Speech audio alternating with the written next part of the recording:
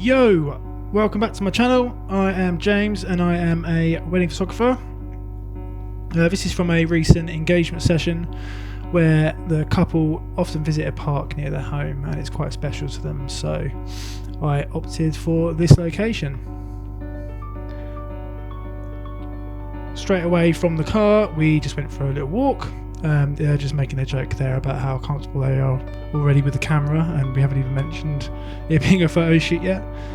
It's always good to keep talking and just getting them little laughs and smiles. I often run so much on engagement shoots because you can see here, like, I'm just running down the hill away from them. Obviously they come here quite a lot, so they're quite fast at going up and down hills. I was quite out of breath. Most of the time I'm looking for compositions, so I see I'm walking down here, so I know that in a minute they might slip or something, so I better be there, so that's why I opted to go ahead of them.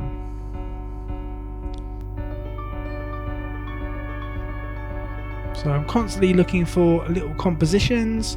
I kind of feel like people just look great all the time when they're like happy together. Here I see that there's like a big, like a lot of mud, so run ahead of them and just in case they fall. Nearly did there. So yeah, it's just about anticipating those moments if they do happen. That is. Obviously you can create the moments, but I tend to just run about, observe, and have a chat and use the opportunity for the shoot as to like get to know my couples, because obviously this is normally the first time I meet them. If they book an engagement session, that is. Otherwise, the first time I meet them is on the wedding day, and it's cool to have a shoot like this and just get any awkwardness over with. Here I see these nice trees behind them, and they were just standing there, so I said, oh my guys, just check, look at me, that's all good. Look at each other. And good composition. I tend not to get too many portrait orientation photos, so this shoot I've tried to get a lot more than usual. Obviously when I do get them, I normally take a few and then I'll get like a landscape orientation one. Camera settings, normally I just shoot aperture priority, generally wide open normally, but I do like to stop down occasionally. Here I haven't told the couple to do anything, they're just standing pretty hip, so yeah, wicked. I do love a little black and white photo. I don't actually have any on my website, so maybe I should. Here just taking a photo of the environment, because obviously this place is special to them. It would be nice to start the gallery off with maybe a couple of photos of like leaves and flowers and things.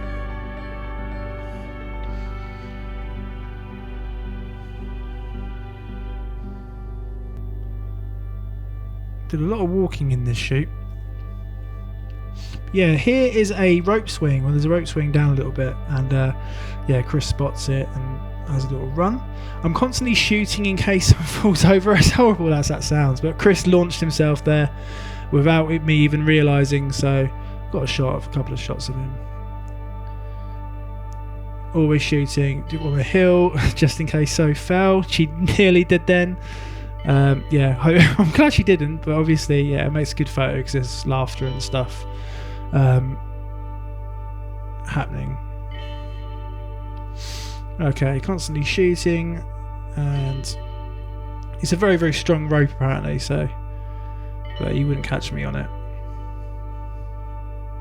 So shoots are always fun when there's something to do. I mean, obviously in this shoot there's quite a lot of walking around and stuff, but I mean a rope swing is brilliant. I mean, if this, for example, we're in a park, maybe we'd be feeding the ducks, not bread, because obviously that's bad for them, but peas and things, or going to the beach and skimming stones or something.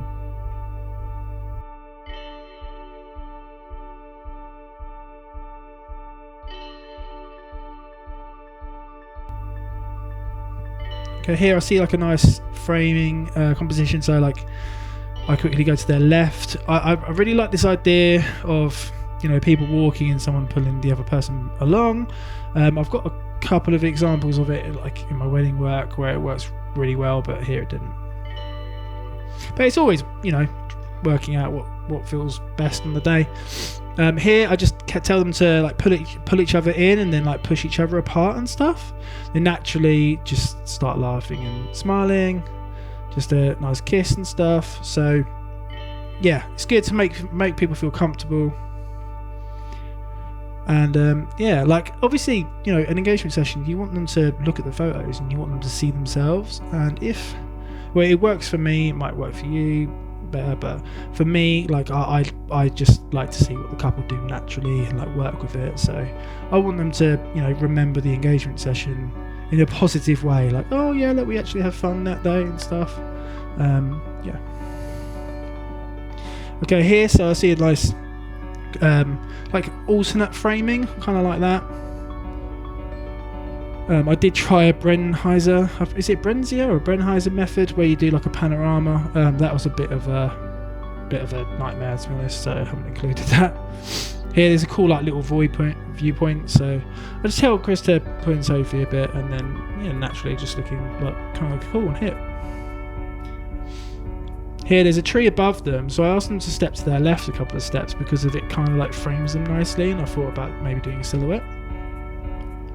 Little moody shot. And here obviously the view's quite nice, so I raised like my lens and yeah, I've got this shot. By the way, I am shooting with an 85mm 1.8s and a 24mm 1.8s. I recently got the 24 and making use of it, like capturing things like this, like shots like this, like nice and wide. It's telling the story. I've used it for a couple of weddings so far and I'm loving it. It's taking a lot of getting used to though, because obviously you have to think about the composition more than like the moment, and that's kind of like taking me out of my comfort zone, but I love it so much. Here another shot of like the environment for the gallery. Love a daffodil. They've only just come out as well. But here, yeah, nice quaint English village. Follow them and walking down to the pub. Tell them to quickly look at me. They look around, smile. Okay, here I'll just tell them to put each other a bit closer and to look at each other. Then I'll save to put hands around Chris's neck. Yeah, just see what happens. Obviously, people in love, so they're going to look like they're in love. Like, if they don't, they probably shouldn't be getting married. But yeah, here I told Soph to go up behind Chris and give him a hug. It's always cool to like put the smaller person back behind for like a hug. It's quite cool. Always like, you know, something always amusing always happens and that. So yeah, perfect couple to work with.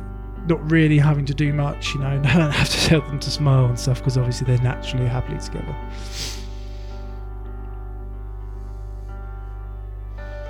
Walking down the road to the pub. So here, this is where the 24mm comes in handy. Yes, thank you very much for checking this video out. If you like it, give it a thumbs up. Feel free to give me a subscribe and keep on the lookout for more behind the scenes content. Thank you very much.